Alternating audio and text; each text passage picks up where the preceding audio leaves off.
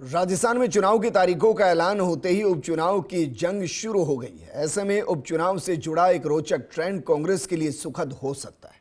कांग्रेस सत्ता में रही हो या फिर विपक्ष में रही हो, लेकिन उपचुनाव में उसकी जीत की स्ट्राइक रेट अब तक सबसे बेहतरीन रही।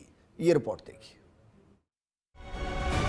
राजस्थान में संभवतः पहली बार एक साथ 7 सीटों पर विधानसभा उपचुनाव होने जा रही है। चुनाव आयोग ने तारीखों का ऐलान कर दिया।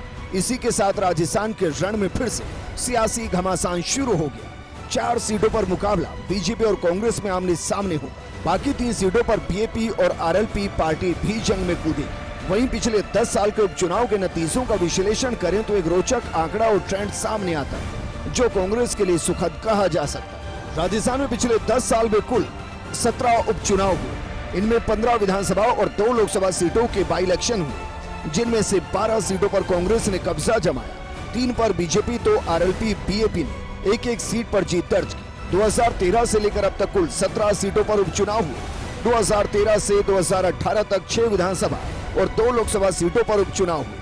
अजमेर और अलवर लोकसभा के दोनों उपचुनाव कांग्रेस ने जीते। 6 विधानसभा सीटों में से 4 कांग्रेस और 2 सीट बीजेपी ने जीती। 2019 से लेकर 2023 तक 9 सीटों पर विधानसभा उपचुनाव हुए, जिनमें से 6 सीटों पर कांग्रेस ने जीत दर्ज की। सिर्फ 1 सीट राजसमंद बीजेपी के खाते में गई, तो बागीदोरा में बीएपी और खिमसर में आरएलपी ने जीत दर्ज की। 10 साल के राजस्थान के उपचुनाव के आंकड़े और ट्रेंड यकीनन कांग्रेस के लिए गदगद करने वाले हैं। खास बात यह है कि कांग्रेस चाहे सरकार में रही हो या विपक्ष में, फिर भी उपचुनाव में एक तरह से उसने अब तक तो लगभग क्लीन स्वीप किया।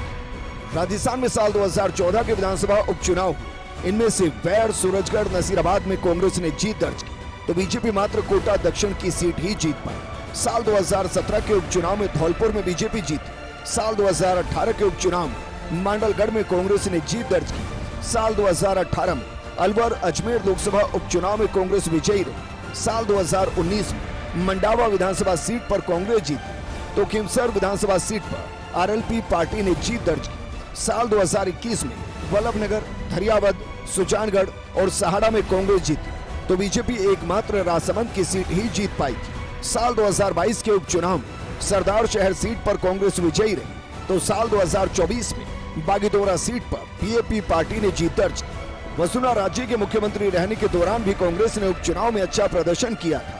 वहीं गहलोत राज में हुए 9 उपचुनाव में तो बीजेपी महज 1 ही सीट जीत पाई। अगर ट्रेंड बरकरार रहा तो यकीनन कांग्रेस के लिए राहत की खबर रहेगी, लेकिन राजनीति में कभी भी कोई चीज स्थायी और अस्थायी नहीं रहती। अब नतीजों से ही साबित होगा कि पुराना ट्रेंड बरकरार रहेगा या टूटेगा। इस बात में कोई शक नहीं है, पिछले 10 साल के राजस्थान के सियासी इतिहास में जितने भी उपचुनाव हुए हैं, उसमें कांग्रेस चाहे पक्ष में रही हो या फिर सत्ता में, आंकड़े और जीत का ट्रेंड उसके पक्ष में रहा है। लेकिन कहते हैं कि सियासी अखाड़े में कोई भी ट्रेंड, रिकॉर्ड और अन्य समीकरण कभी भी स्थायी और अस्थायी नहीं रहते। लिहाजा इस बार गौर करने वाली बात होगी कि यह ट्रेंड टिकता है या फिर टूटता है।